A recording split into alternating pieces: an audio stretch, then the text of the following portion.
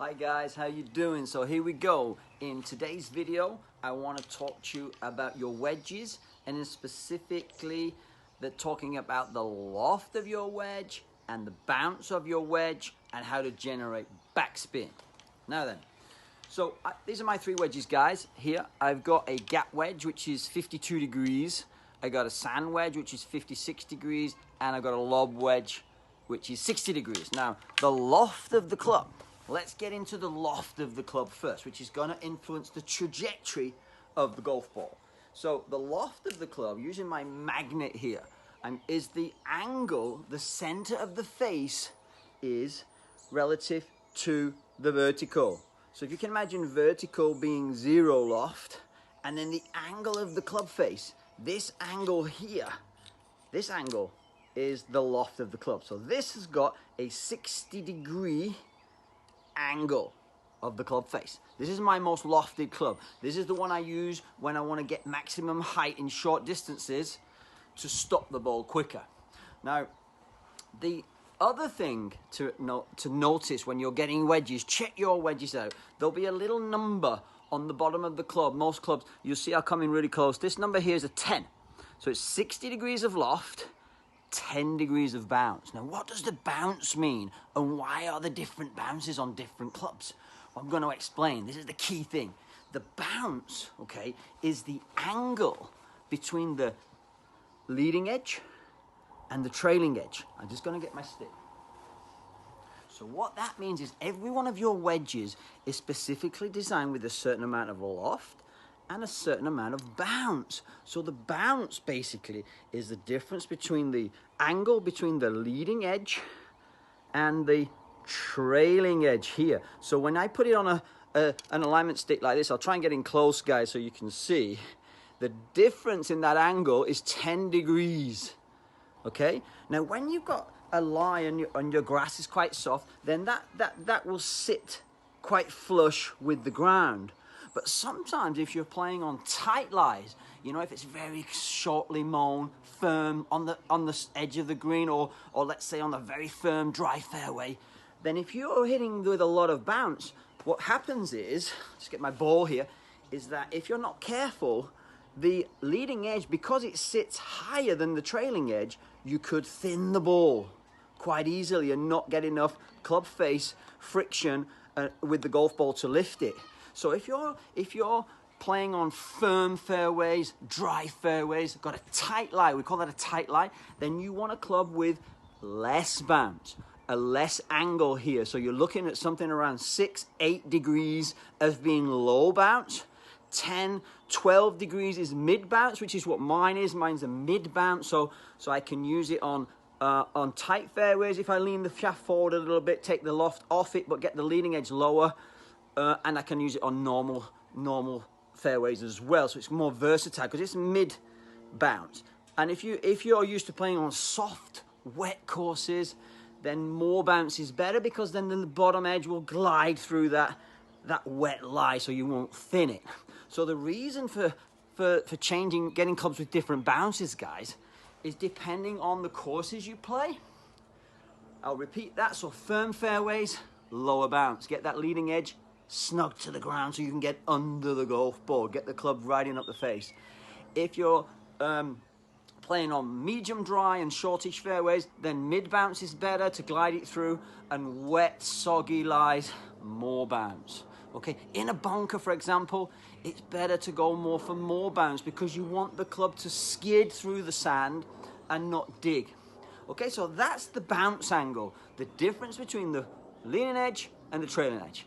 Now, the loft of the face is the angle, and also your technique is very important here with the pitching wedge regarding the bounce choice. If you're a player that tends to come into the ball steeply to generate backspin, if you want to come in extra steep, then you really want to make sure that you've got something with more bounce so you don't dig and stop in the ground. If you're a player who comes in with a wider, shallower arc, which for me as a professional, it's my preference that you have less interaction with the ground. I like to see the club skidding through the floor, not coming in too steep. So the width of your arc will also influence the bounce as well. So just to repeat that, If you've got a nice wide arc with not too much wrists, then a medium to low bounce club will be fine.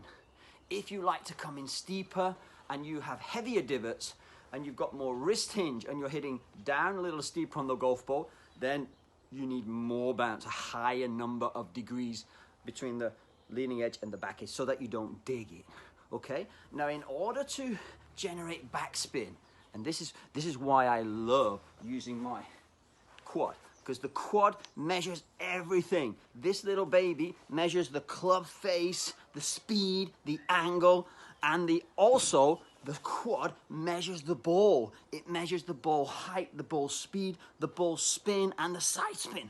So with this baby, I can get all the figures, and I can tell how your technique influences the golf ball, so you can generate the most consistent distances and spin rates. Okay, so if you're looking to get more backspin on your shots, let's presume you can reach the distance with all of your wedges. If you want height and spin, then you've got to use the club with the most amount of loft. Okay, use your wedge, which has got the most loft, so you can then swing faster, because it's the speed of the head that generates the spin. The loft, a nice dry face, so the grooves are dry, the face nice and dry, and then when you hit the golf ball, if you've got loft number one and you've got speed through the ball, that's how you're going to generate the backspin. The pros generate backspin because those guys are athletes. They've got speed and precision, and they play with a premium golf ball with a very soft cover. That's a Titleist Pro V1. So the ball makes a difference. A dry, clean face with the grooves clear them grooves, guys, with your wedges, really makes a difference. And if you can reach the distance with this club, if you know how far you hit your club, then go with maximum loft and aggressive through the golf ball. Speed and loft gives backspin.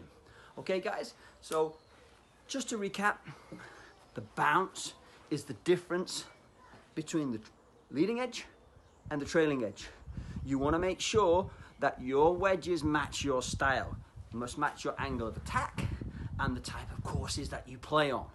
If you're playing on tight courses, dry courses, where there's not a lot of grass, like at the links courses, then you want to go with less bounce on your wedges. If you're playing average type courses, you want to go medium, something like between 10 and 12 degrees of bounce.